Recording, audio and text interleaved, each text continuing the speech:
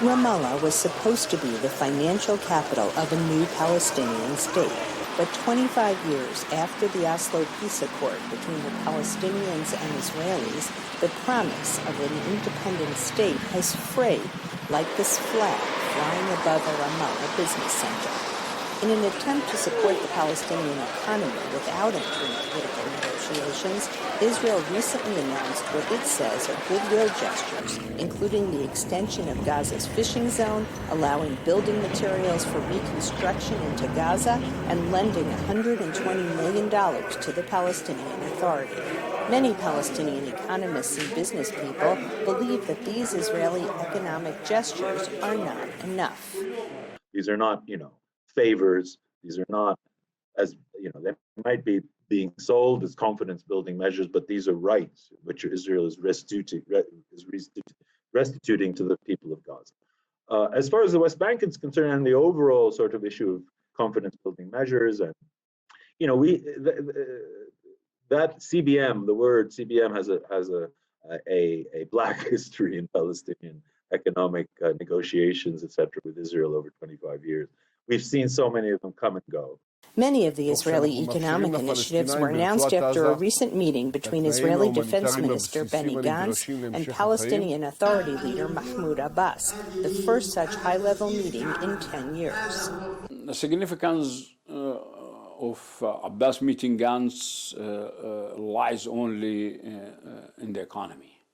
And that meeting will leave what we call economic impact, but not lasting, not sustainable, simply because these steps, without relying on what we call political settlement, just and fair political settlements, will not last, because soon we will probably go back to square number one, or even zero, and go back to clashes with Israel again and disputes.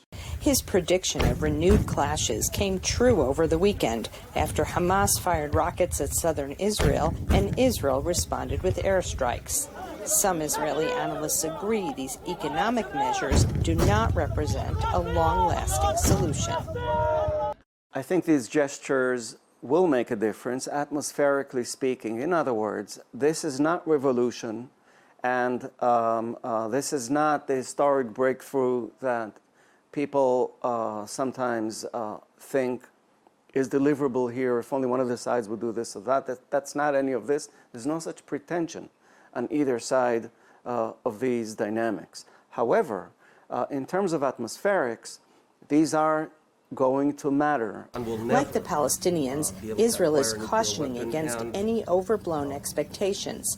In his recent meeting with President Biden, Israeli Prime Minister Naftali Bennett explained that his government, which includes political parties across the spectrum, will not agree on major political concessions to the Palestinians, only these economic gestures. Linda Gradstein for VOA News, Ramallah. Thank you, Mr. President, for helping yet again to fortify Israel's strategic advantage.